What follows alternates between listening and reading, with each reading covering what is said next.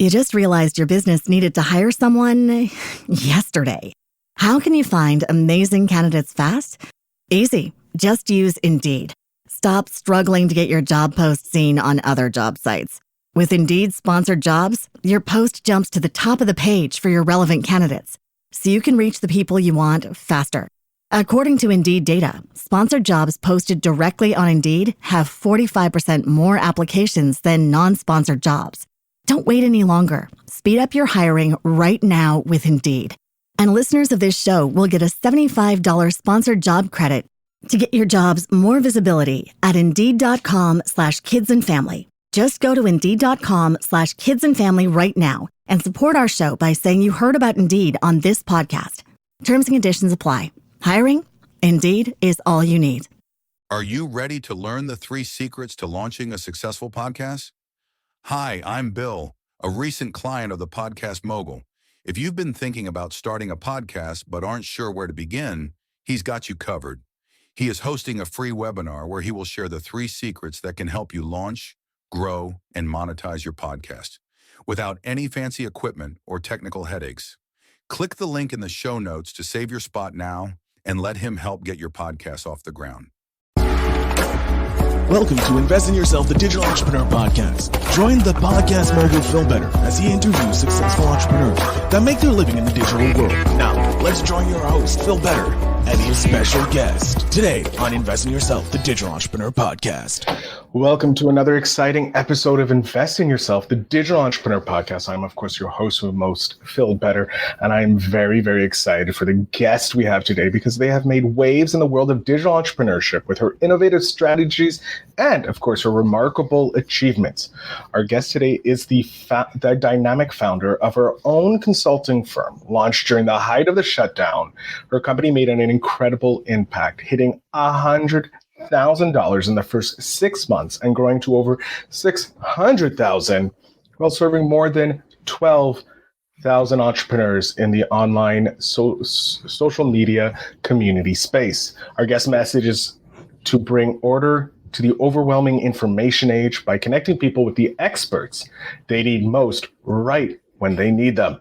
They have an impressive track record as well, helping over 350 businesses build their audience and groups on Facebook, resulting in consistent and predictable 5 to 7 figure months with smaller qualified audiences. Her expertise has made her a sought after speaker for notable figures like, Taylor Welsh, Richard Seffron, John Madison, and the Business Coaching Institute, and Taylor DeHaas. She's also the author of Not a Sales Book, sharing her valuable insights and strategies with a broader audience.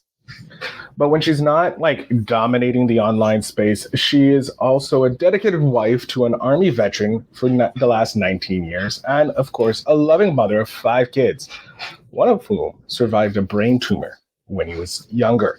Her passion for supporting industry experts and helping them amplify their voice with high organic visibility, engagement is truly inspiring. So she's going to share her journey with us today about how you can grow, how she grew, and all that amazing things. So today I want to welcome Cierra Lueck to the show. Cierra, thank you so much for being here.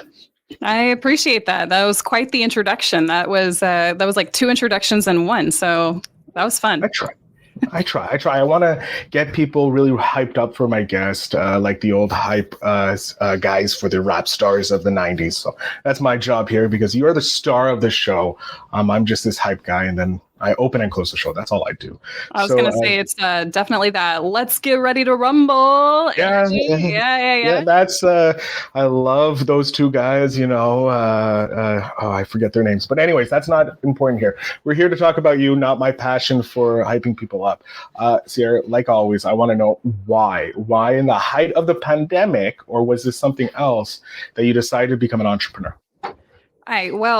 My entrepreneurial journey, like most entrepreneurs out there, starts when I was younger. So in my family, I grew up and my dad was a piano tuner, had his own business. My mom, she was actually the breadwinner my entire childhood, but she always had some kind of side hustle that she was doing in network marketing of some sort.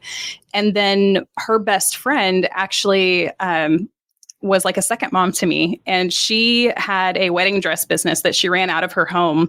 And back 20 years ago was making dresses that were going for $10,000 and $15,000. And so, I mean, just like really high end wedding dresses. So I was surrounded by not only quality, but really just very ambitious entrepreneurs. They didn't end up growing their businesses to be like, you know, say an Elon Musk level or a Trump or Bezos level, but they did have this really big spirit for it. So I always was surrounded by that. I think entrepreneurship is generational for my family. So I'm not a first time entrepreneur. So it's always been in my blood. And I'm guessing you had the opportunity to rely on these amazing entrepreneurs in your family to kind of like when you had questions when you were first starting off. I wish that were the case. I wasn't that smart. A lot of other people are much smarter than me and probably lean on people. When my husband and I first got married, we just celebrated our 20th wedding anniversary like a couple of weeks ago. So thank you very much. And when we first got married 20 years ago, we launched a construction business and we didn't ask for help from anybody. We were kind of like, let's go, pardon my language, but I was like, let's go balls to the wall. We're just going to jump off the deep end. We're going to do it. And we were like, we don't need help from anybody. We got this. And his dad ended up telling us at some point, like, no man is an island. You need a community. You should probably go to church sometimes, you know, like stuff like that. And we had, we were really successful, but it was very yo-yo. We'd get like really big contracts and then we'd have no contracts. And then we get really big ones and have no contracts. And I think one of the things that we weren't very good at the time was delegating things out to other people. We still felt like we had to do a lot of it ourselves. So I did a lot of the marketing and the business side of it. My husband did a lot of the actual bidding on contracts. And then he decided to join the military one day. And when he decided to join the military, we kind of put our construction business on hold. And then I was just a stay-at-home mom. And I tried to do some network marketing stuff. I was not brilliant at it, but I saw that every single successful person, I did the thing that we all do on the internet. You know how we go to social media, we go to Google and we Google everybody and we're just kind of like detectives and we were like sleuthing and finding out all the secrets. So I did that to every person who was successful in network marketing. And I found two key things that were very interesting. So every person who was the top earner in the company, like there would be people who'd been there forever, and then there would be people who were brand new and would rise to the top really fast. Every single one of them had a background in one of two areas. One was sales and the other was marketing. And that was when I was like, cool, I'm going to go all in on this. And so I started studying everything I could find. I already was kind of interested in sales. I mean, when I was 17, I did like the rite of passage. I worked for Cutco for a little bit. My mom did, she did Mary Kay. So like I did a little bit with Mary Kay, like back in the day when I was younger. And so I had those rite of passage moments in sales. And then I didn't really get into it though until that point. And I ended up having somebody, I don't know, I got on some kind of ad and he was selling like, write your book and become a speaker on stages. And that was something I really wanted to do. I wanted to be on stages. And then he was like, it's $10,000. And I was like, I don't have that money. And that was like, I don't have that. Like, I really don't. And he like really cared for me. He's like, so I have like a few positions on my team for salespeople. So if you want to come on and learn sales, I can do that. And I was like, okay. And so I jumped onto like his stuff and he didn't really have a sales team at the time. So he had at one point, because he had all these like training recordings from other team members that were no longer there, but he showed me several books to start reading. He got me there. And so like that one little like nudge allowed me to start my journey. And then I didn't really do much with it. We ended up jumping into Tony Robbins and Dean Graziosi's program like 5 or 6 years ago. When it first came out, the very first iteration of it, the Knowledge Business Blueprint, which I think now is called the Self-Education Revolution. But I paid really close attention. I'm one of those people who watches behind the scenes. And they did something that I thought was fascinating. And it was a $2,000 DIY course. I thought I was spending $2,000 to jump into a program. It was the most money I'd ever spent on like mentorship or whatever. I thought I was going to get mentorship. It was not mentorship. It was just a course. And the thing is that I wasn't the only one who bought in. There were 40,000 people who bought in on this. And the thing, like if you did the math, that's a lot of money. Yeah, just a smidgen of money. Yeah, and they've had so many more buy-in ever since. But that being said, that very first iteration, 40,000 people bought in, and I noticed something that was really interesting. People got in there, they sold something. So I thought I was going to learn how to build a course that was going to make money while I slept. I was going to learn how to run ads and start all that stuff. They didn't teach anything on ads. They didn't teach anything on building a course. They taught about like basically creating your knowledge into an event. And I'd already done some events. I'd already gotten paid like minimal, like pennies, like $15 a ticket or something for like local stuff that I'd done. So I didn't really feel like it was that great in that respect, but they did do a lot with mindset work, which I thought was really interesting. So there was a phrase that they said when they sold everybody in, because here's actually the most interesting fact about it, right? So 40,000 people buy in and almost nobody asked for a refund. Most people did not get results. Almost nobody asked for a refund. And that's where you got to be like, what is the psychological reason why? And I'm obsessed with psychology, the psychology behind sales and marketing. So I'm looking at that and I'm paying attention and I'm like, what was the phrase that sold me in? And there was this webinar that they did. I don't even know if they were actually there live. It could have been pre-recorded, honestly. But there was this phrase that they said during that really just stuck with me. And I still use it to this day. I actually use it as a training for all of my clients. So the phrase is, the education system is broken. Together, we're making self-education the new norm. And so it's like an anthem for a people. It's like the voice of a generation who was kind of like, pardon my language, shit on by the education system. Yeah. And so what happens is people hear about this hero and this villain. And here's something we've all heard about, the hero and villain and like sell your story and stuff like that. But here's the kicker that is really important is that their hero and their villain are basically like personas of non-humans. So it's like, it's not the government who is the villain. It's not the school system. It's not the principals or the teachers. Like no person is a villain. It's a persona.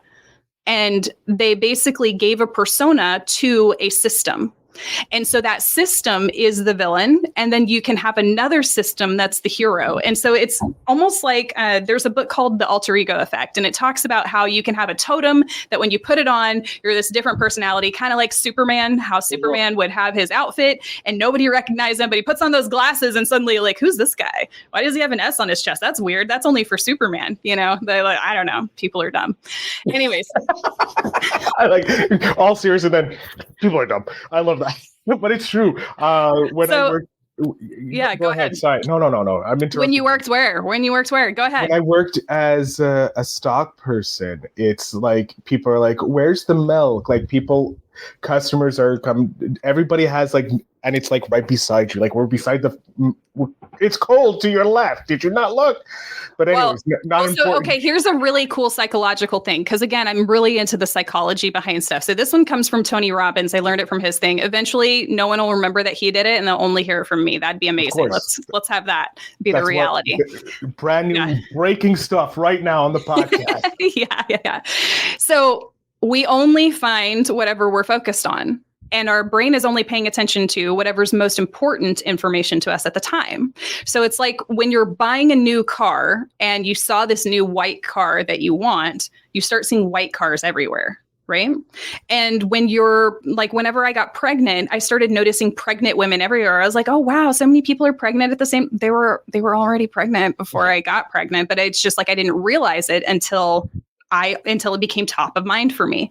So whatever we focus on, we tend to find. So here's this really cool exercise that anyone, as long as you're not driving, if you're driving, please do not close your eyes, but anyone can do this exercise. So right now, I want you to look around your environment and it needs to be a stagnant environment. So if you are in a car, only look around the inside of the car. If you're riding, not driving. Again, I reiterate, if you're driving, please do not close your eyes. Okay, so that being said, look around your environment and find everything that you can find in the room, small, big, whatever, it doesn't matter. Find everything you can find in the room that's red. And I'm going to participate too. I'm going to glance around. We're going to look around. We're going to find everything that's red. Pay attention to where is it at? Remember it. Make sure you get a visual image. These are the things that we're focused on. We want all the red things in the room. We're looking around. We're finding everything that we can find that's red. Cool. Now you're going to close your eyes and you're going to get a really good image of all of the red things that were in the room. It might have been a lot. It might have been a little. They might have been big. They might have been small. What were they on? What was next to them? We're looking at everything red in the room. Okay. Keeping your eyes closed, I want you to think about everything that was blue. And then now open your eyes and look around. How many more blue things? So just glance around, find everything blue now. How many more blue things are around that you weren't paying attention to before? Okay, that's not fun. But it's true. It's true. It's how our brains react to our environment. Our brains are always paying attention to whatever is most important. It's why people can decide to be happy, even though they've felt really depressed all throughout the day. They can decide in a moment and flip on a dime and be happy because they're focused on the things that cause them to feel depressed, or they focus on the things that cause them to feel happy. So where our focus goes, our energy flows. So again, it's the same thing going back to the principle of whatever we focus on, we find more of. Jesus. Already, this episode is amazing. I love it. After just one question, and then all of a sudden we got this amazing result. Cierra, I want to know, before we go off onto another amazing tangent and the time's up, I want to get this question in. Because you're such a busy mom, you're a mom, you're an entrepreneur, you're a wife, you're amazing viral strategist. How do you invest in yourself? Like, we know you paid the $2,000 to go to the Tony Robbins, but what else have you done to invest in yourself? Like, are there specific routines you do that just help you invest in yourself? Is it like, I always read this one book every Tuesday for 45 minutes or something like that? Like, how do you invest in yourself apart from, paying for mentorship or going to these courses? I am very organized. I do appreciate consistency, and I like having like stability in terms of certain things, but I'm not as strategic as the same episode every Tuesday for 45 minutes. It's not that. It's definitely not that. I got some really good advice. So the Tony Robbins Nick Graziosi thing, when I went through that, I actually didn't get very good results out of that. I think I did one event eventually. I made it was under $300. So I wasn't like super successful right away. And I didn't really start a business off of that. I actually tried to do a mindset event, and then it turned into a business event because I recognized nobody was wanting to pay for anything for mindset. And so I turned it into a business event. I got one person who purchased in at like $127. And then I got two more people who purchased in at $17 because I dropped the price because nobody was buying in. And I thought maybe it's the price. And it wasn't the price. I just didn't know what I was doing. And the first person who purchased in was my mom. The second person was my aunt, who my mom paid for that ticket. And then the third person was a person who was in the program with me who just wanted to support me. So it was still great. I gave them insights. It was awesome. It was a great experience. But it was also really defeating that I wasn't just wildly successful out the gate.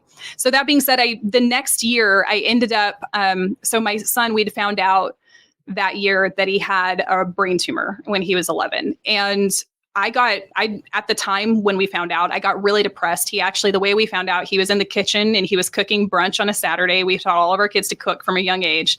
And he ended up having a seizure, which we didn't know he was having them because they're called focal seizures. So it just looks like the person's doing normal activities. And so he was in the kitchen cooking by himself because he always had, and he's good at it. And he had that seizure. He ended up picking up the pan with his bare hands. And I heard his sister in the background, and she was like, "Israel, are you okay? Israel, did you burn yourself?" And he wasn't responding. So I tapped my husband. I was like, "Hey, can you go check on that?" He disappears into the kitchen right behind me. It's a big open concept that we lived in. And I hear nothing. It's quiet. It's been like longer than I would have expected to not hear anything. So I get up and I go in the kitchen. And to my horror, when I turn around, my husband is holding my son's hands over the sink. My son, it's eerily quiet. He's holding his hands over the sink, and the skin on his fingers and palms on both hands looks like egg noodles. And I was just like horrified. I didn't know what to do. Yeah. And I won't get any more graphic with it. Thank you. Like, I'm like over here, like shaking my head. Like, no, I can visually see it. I worked close to a kitchen, so I know how hot things can get. And yeah, okay, continue. So yeah, my husband's sitting there holding it. It's very quiet. And then all of a sudden my son snaps to and he starts freaking out, screaming. So that was like the moment. So it wasn't just the brain tumor that happened. It wasn't just the seizures. It was now he had to get 4 skin graft surgeries and he was in so much pain. And initially they had to do triage to save the nerve endings. And so they did both hands at the same time, which means he lost his ability to do everything as a young man. He couldn't play with his friends. So he lost all of his friends. They actually were jerks. Like kids can be jerks. And they started making fun of him. And so he lost all of his friends. He lost his ability to play. He couldn't play on the computer. He couldn't hold a remote to watch TV, couldn't draw, couldn't write, couldn't hold a book, couldn't even feed himself, couldn't go to the bathroom by himself as an 11-year-old young man. So a mom had to help him while dad was at work. And then dad had to help him shower. So he just got so depressed. He was in pain and lost everything that was important to him. So, and the medication amplified it sometimes. So I walked in on my son a couple times where he was trying to kill himself. He was like wrapping a sheet around his neck, trying to kill himself. And I had to stop him. And his sister actually found him like that a couple times too, and had to stop him. And so it just became this really big thing where I was very depressed for about 2 months. I'd quit everything. And my son was also very depressed. And there was just this time that started happening. I started going into my closet to cry instead of crying in front of my kids. And I realized that I couldn't let my son die. So I had to become that motivational speaker in my family so that like my kids could have a good life. And I started coming out. I started being that motivational speaker. And there was this one day about 2 months in that I came out and my son had wanted to start a lawn mowing business before all the stuff happened. And he was like, Mom, I can't do it now. And I was like, you can do and be whatever you want in life as long as you pursue it with all of your might. And it was at that point, we had been watching The Last Dance, the background about Michael Jordan. Yeah, we'd been watching that. And I recognized my kids know who Michael Jordan is. They know who Mr. Beast is. They know who like Ariana Grande is. They have all of these like icons that they see. And they're like, well, they can do it because they had something different than I have. But unless I showed them firsthand, they weren't going to do it themselves. And so it hit me like a punch to the gut that I had to show them firsthand. I had to be that person. And that was when I decided to start my business. That's when I finally followed through on this $2,000 course that we bought that I was really kind of disappointed in, that it didn't get me great results. And I did that first event, wasn't successful. But then the next year, about 2 weeks after my son's brain surgery, by the way, I know everybody's wondering, my son is alive and he survived. And he had 4 skin graft surgeries and his hands functioned. They grew, the skin grew with it. They actually say the skin doesn't grow at the same rate, but it has stretched and grown with it. And I mean, it's just like, it's almost like a miracle. It's so amazing. So he's about to hear that. Yeah, he was 11 at the time. Now he's 16 and he just got his driver's permit. So, pray for us. As a former student driver, I pray for you. I know how stressful it can be being a parent driving. I can still see the white knuckle gloves my dad wore. Oh, that's so funny. Yeah, my husband's not the same. Like he doesn't care. He's like, nah, they're going to do great. And I'm like, okay, cool. So that being said, that next year, 2 weeks after his brain surgery, I got qualified for a grant. I was in school to get, because I thought I had to, before I could charge anybody, I thought I had to have a certification from college. So I was trying to get a certification in social media marketing and digital advertising, because all the stuff that I'd been studying and learned, I thought I have to have that paper, or else people won't want to pay me, which wasn't true. I started doing the coursework and I was like, this is stupid. This is stuff that even my kids know. Like, I'm like, this is so dumb. I'm wasting my time. But I did it anyway because I just wanted that damn paper. And then I also jumped into a video marketing course that one of my friends in KBB launched. And I started learning that, which was fun. And then I jumped into another mastermind. And this one was the kicker. This one was $10,000. So the video marketing course was $500. The grant that I got for the certification was only $2,000. This one was $10,000. And I had just fixed my credit and I had this brand new shiny credit card that would cover the cost of it. So I was like, swipe, pay in full, because whatever energy you sow is the energy you're going to reap, right? Yeah. So that's what I did. I swiped, I paid in full. I jumped in there and I was like, if I could just learn how to make the payments on this card, it would be worth it. Because all the other stuff I'd done wasn't paying me consistently. I wasn't getting paid at all. I was making $0 per month. Nice big goose egg. And then I jumped in and the program was only 10 weeks. And on week number 9, that last week, I got my first client. So I had 11 sales calls, and it wasn't until sales call number 11 that I got my first client. And with that first client, they paid me, it was a $3,800 offer. They paid me on a 2-pay. So I collected $1,900 and I was like stupid excited. I was like, this is going to more than cover the payment. I can do anything. I'm amazing. And that's kind of like my beginning there. And that's what really like set me on the path that I can do this and I can do it exponentially more than what I thought. And I started setting that precedent for I can do things I've never done before and I can do them very quickly. And it was thanks to that first initial $10K investment. Now, granted, that first month I collected $1,900. That second month I collected $7,700 because I got that person such great results. Like they collected $10K from their Facebook group that was completely dead. It had 2,000 dead members. He had not posted in it in like 2 years. He collected $10K in his first 2 weeks. And so then he paid off his second payment early. Heck yeah, I'm worth it, right? And then that next person that I sold in, I was like $5,800. It's like it was $3,800. Now it's $5,800. If you can get 10K in 2 weeks, it is $5,800. So then my next month I collected $7,700. The next month was $12,000. The next month was $20,000. And up until like 6 months in, I'd already collected $100,000 into my business. And that's cash collected, not contracted, because I think that's important. Mm-hmm. We don't have enough people who actually share they share the collected numbers. And then we don't have enough people who share their profits. It's like so many businesses make so much money and they have zero profits. But granted, Amazon wasn't profitable for what, like the first 3 years? They weren't profitable until like year number 3. So, I mean, I guess that's not bad either. Like whatever gets us to grow, right? Yeah. Just envision the growth and it will come. And people like you just proving that it's consistently possible, proving it to your kids and then proving it to us by sharing that story. That's insane. But what I love what you talked about, that it took time for you. You paid that $2,000 to get the course, didn't get you the results you wanted, let it simmer, got more, and then obviously 2 years later it kicking down 100K months, like it's nothing.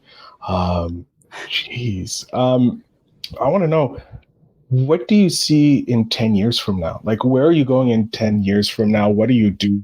Obviously, TEDx for sure, or even TED Talks on the horizon. I know that for sure. Well, so TEDx, I was really stoked to get a TED Talk at some point. I actually have I have 2 different friends who run TEDx events that if I wanted a TED Talk, I could go get one. I just haven't decided what I want my TED Talk to be. So I haven't really done it. It's actually really easy to get a TEDx event. Mm-hmm. And I paid $30 to learn that about 3 years ago. As soon as I found out how easy it was, I was like, So my top goal for this year, and then I'll share the 10 years. My top goal for this year is I've already helped my clients go viral, and I want to continue to help my clients go viral consistently. So we've gotten viral with curated content, and we've had a few pieces of content go viral with several 100,000 views, but I really want to get my clients' content with their face on it to multi-million views. Then the next piece is I want to go viral with my content. I think I've been kind of hiding in the shadows again, like I used to, and not putting myself out there because I'm like, what if I fail? Like we all do. It's like every new level, we go through the same emotions that we went through right in the beginning. Mm-hmm. Every new level, we have to face that fear of what if I fail? What if this happens? What if I put all my attention in this basket and then this one that's really important and is like our cash cow falls through the cracks, It's like we all have those little fears that we have to face and we have to deal with and we have to make decisions on. So that's my goal for this year. 10 years from now, I would really like to bridge the gap for people who are actually trying, for people who are actually motivated, for people who are actually not only willing to invest in themselves, but they're taking actions. I would like there to be some sort of accountability in the coaching and consulting world where people are actually having a higher volume of results from what they're selling. Because right now, I want to say it's about 5% of people in most courses, and not in mine, just so you guys know. Like I keep a very low flow of who I let in, and I'm very strict about who I let in because to this point, 75% of people who come through my stuff see success within 60 days.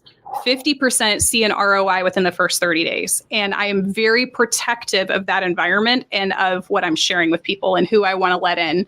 And so that being said, I would love to see programs in the future and courses and the consulting and the agencies that are out there. I would love to see a success rate that matches that, because right now, 5%. It's about 5%. You go to any website and you'll see roughly about 5% of the testimonials. 5% of people actually see success. And at this point, I've worked with five different 8-figure companies as clients, and only one of them had a really high success rate. And now I'm with another one, and this is a second one. So now I have 2 different 8-figure companies that have a really high success rate. 3 of the other companies I worked with did not have a really high success rate in a short period of time. It took a very long time for people to see success. And I'd like to really drastically shorten that gap. I'd like to raise the new floor for what the standard of living is here in America, because I love my freedom. I love America. I would love for America to have higher freedoms. And I would love for the baseline of what poverty is considered in America to be raised again, because we've already raised that bar once, because we're not like third world country poverty. We have a higher level, and I'd like to do it with less stress, because that's one of the other things is like people will have everything. They say like, what does it matter to gain the world but lose your soul? And so people will have lots of money, but then they'll have such high stress that they end up having a heart attack on a Monday and dying, and they don't even get to enjoy the life that they created. And so I would love to be a champion for that. I think we've got some champions in our industry. I won't name drop, but there's a lot that I follow that I love what they're doing and I love what they stand for, that I want to lock arms with them. And that's what I want to see happen for the future. So really big vision for the industry. I love that vision. We need people like you visioning something better than what we have and willing to take the risk to go after it, because if we don't have risk takers, we don't have any monumental changes. All the greats were visionaries like that, taking risks. I kind of want to touch on your expertise. I don't want you to give away your secret sauce and all that. But I have so many. I know you do. There's so many. But I would love if you could give us a little bit of some ingredients that can help someone go a bit better with their posts or their going viral. Since I'm unable to speak as a podcaster, apparently. So the very first thing that I tell people to do is to get really good at asking viral questions, because it teaches you how to say a lot in a very short amount of words. So it gives you this really unique skill to be interesting with less words. And I give away viral questions. I have like a template. It's 80 viral questions that anyone can go to my website, cierralueck.com. You can download that there.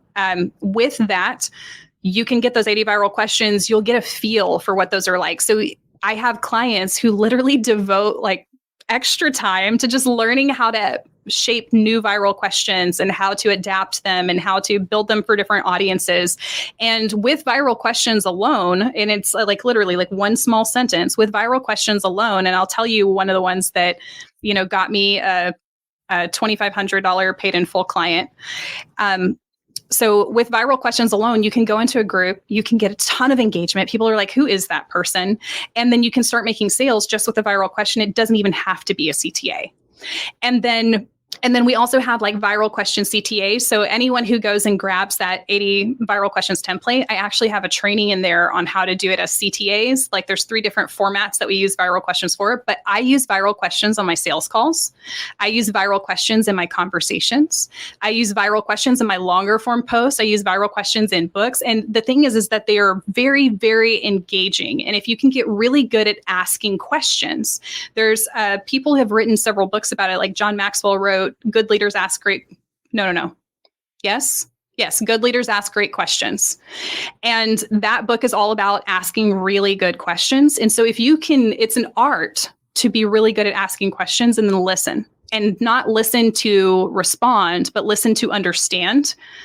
Because when it comes to marketing online, you need to voice things in their words, not your own. You need to enter the conversation that they're already having in their mind. So the better you get at asking these questions, the better you get at understanding what your audience is saying, the better you get at your marketing and sales in the future. So viral questions, if you don't learn any other skill, that one's really simple. So are you ready for that one viral question that got me a client within 24 hours? I'm wondering how many viral questions you just dropped on us in that whole sentence. But yes, I want to know, what's that one viral question? So I went into a group. It was only 3,000 people inside of this group. It was a smaller group. I usually recommend going into larger groups when you're going to drop them. But I went into the small group because it was a mastermind that everyone in that room had paid to be there. So I go into this group and I just ask, does anyone else here have kids? I have 5. That was it. That was the entire post. I had 100 comments in the first 24 hours. One of those people mentioned how many kids she have and that they work with her. And I was like, that's so cool. My kids are these ages. And then I sent her a friend request. She went over to my profile, scrolled through, opted in on like 5 different things on my profile, booked a call with me without even talking to me. And then I reached out to her and I was like, hey, I saw you booked a call. And she's like, yes, I really want to work with you. And I was like, oh, okay. And so this was a couple of years ago. She actually ended up becoming a great client. She made $11,000 in her first 3 weeks, and then ended up donating $1,000 back to go towards another client, to go towards a new person. And I actually had a challenge going on at the time, so I put it in as one of the prizes. I just made it 2 first prizes because of her. So it was really cool.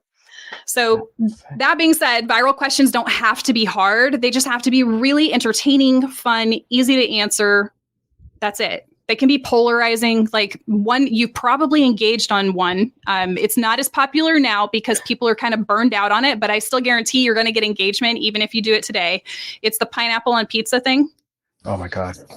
No, we're not going to have this conversation. We don't have to have the conversation because your emotion right there is why it goes viral. It's a sacrilegious thing. Anyways, we're going to move off from pizza and with or without pineapple. Without. That is insane. That is insane. The virality, yeah, it's a simple. Wow. Simple is usually always best. So one of the most viral posts, I'll give you 2 more things with viral questions just for fun for the audience. So one of the most viral questions I've ever seen had more than 3 million comments. It was done by a Facebook page. So whenever people are like, Facebook pages are dead, they're not dead. You just have to know what you're doing. Like if you're just starting out a brand new page, you have to be really strategic to get engagement. But if you have a lot of followers already, engagement's really easy to get on pages. That being said, this question had more than 3 million comments. You want to know what it was? Oh God, I'm scared to ask. It's not pineapple on pizza. Thank God. Okay. It's a new one. What is it? So it's who the heck sleeps with both a fan and the AC on? That, of course, that is insane. More than 3 million comments. I have it saved somewhere, but the amount of shares that post had was absolutely ridiculous. It was so silly. And then one of my clients actually came in and was using viral questions inside of other groups to build up visibility and traction. And his first post got 200 comments. And he was like, wow, this is awesome. The next week he did another one. It got 800 comments in 24 hours. And he was like, I am the shit, Yeah. and then the next one that he did, I was super intrigued by because he went into this group, he took one of my templates, went into this group, and within 24 hours, he had more than 2,000 comments. And if you want to know what the question is, I'll share it. It's actually in the 80 templates. I usually don't tell people, but I'll share it if you really want me to. Oh, I don't know. I maybe want to have it off air. No, please. Oh, it's for the audience. The audience will take more out of this than I will. So what is it? What's that question? So this one works really well. Everyone who uses it can adapt it for whoever their target market is or their niche, whoever they want to actually engage on their content. It works really, really well. So it's on a scale of 1 to 10. How much did your dad teach you about fatherhood? And he posted that inside of a father's group, like a group that was just full of dads, and 2,000 comments in 24 hours. Most of those were zeros, just on a side note, or negative numbers. They're like negative 100 or something like that. But it's like I've used it for all of my clients to this day. And then we can take it and adapt it and use that same question and like make it a little bit different. So it's like one day it could be like, how much did school teach you about marketing? How much did your parents teach you about business? How much did your mom teach you about being a good mom? Or how much did your mom teach you about health? Wow. So easy. And you really want to answer it because it's like on a scale of 1 to 10, and never do 0, do 1 to 10, because people love putting a 0. It's true. They do. They want to be the first to put the 0. To be so cool. That is, I'm like, my brain is just going off right now with at the simplicity of these viral questions and how you're just popping it off. No wonder you're the viral strategist here. You can create engagement without without trying. Cierra, we are coming up to the end of the episode, which really sucks because I'm pretty sure if I let you speak for another 2 hours, we'll have like 18 courses and everybody listening will go viral. But I want to know, I have your 10-year-old self right beside me. She's amazing, full of energy. She won't start running around the walls. I'm not sure why. But I would love to know, what's one piece of advice you would love to be able to give back to your 10-year-old self? You prepped me for this, and I always love answering questions on the fly. So give me like 2 seconds, because that one's actually really tough because I can't even picture myself. I'm like, where was I? I was like 5th grade. Oh, man, 10 years old. I actually, my husband shared this recently, and I really like his perspective on this. He said that if he had the opportunity to give his younger self advice at any point, he wouldn't, because he really enjoys who he is now. And that's what I feel too. I really enjoy the mistakes that I've made. And I'm not that I enjoyed the mistakes in the middle, because like I can tell you the stuff that happened with my son, I wouldn't go back. I wouldn't go back and tell him, hey, don't cook food. I wouldn't go back and tell him, hey, I don't ever want you cooking in the kitchen. I wouldn't, even though he went through a lot of pain and it was really hard. I don't think I'd be here today as an entrepreneur if I hadn't made those mistakes. And so if I was going to give advice to anyone, it would be, don't be afraid to make mistakes. In fact, mistakes are the fastest way to get to your result. Mistakes are the fastest way you'll ever grow. So make mistakes as fast as you can, and you will be the winner. I tell my kids all the time, he who hesitates loses. So you don't hesitate. You go out there, you make a decision, you stick with it, and then you own your mistakes and learn from them and keep moving forward. That's what I would give. That's some amazing advice. I love that advice. So yeah, I'm going to jump off stage here while I process that advice and secretly go over to your website and download the template. Shh, don't tell anyone. But I want you to let my audience know where they can connect with you, how they can maybe just reach out right now and hire you, because if they haven't been sold now, I don't think anything else will be done to sell them. But yeah, how can they connect with you?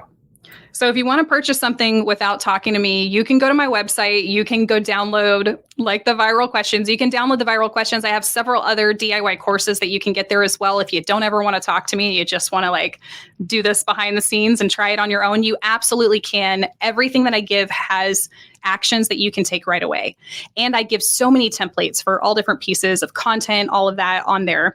I do have a couple different consulting courses where I actually do a mix of coaching and consulting. consulting. Sometimes I get down in the weeds with you and just help you build out the content yourself. With those, you can just book a call with me right off of my website. I have a link there, or you can find me on Facebook and you can go schedule a call with me there. That being said, I also started this last year, I started doing done for you services for my clients because I recognized that the biggest problem that my clients were having that I did consulting for is that they didn't know how to manage and bring in the right team members to take over this. So I was like, okay, I know how to do it. It's really easy for me. I know how to train people rather than training up random people that they've hired. I just do it for you. So if you are one of those people who you've already hit multiple 5-figure months or more, and you would love to have somebody come in and do social media strategy, we do the viral content, we do the conversion strategy to get sales. And my clients are making anywhere from $40,000, $50,000, $80,000 to over $100,000 months with viral content on social media. So I'd love to help you and support you with that. Whatever you need, I'm here for it. And you can go to my website. I'm going to say it one more time, CierraLueck.com. The way you spell my name, just so that everyone knows, because Starbucks always gets it wrong. It's CIERRA. My last name is LUECK.com. You go there, you're going to find everything you need. And of course, for the audience, the links will be down below too, so you can click there even quicker. But Cierra, thank you so much. This episode has been more than awe-inspiring. It has been mind-shattering with just some of the tips and stories that you shared with us. So I can't thank you enough for being here. Absolutely. I appreciate you having me. Thank you for starting the podcast. I started it for my own selfish needs, but now it seems to be helping a lot more people, which I'm very, very happy to hear. To my audience, again, check out the show notes down below to connect with Cierra because it's well worth your time. I can't wait to jump into the list of questions that I just got emailed to me. So don't tell anyone that you may be seeing some viral questions pop up. But I thank you again for listening, Cierra. Thank you again for being here. And remember to always invest in yourself.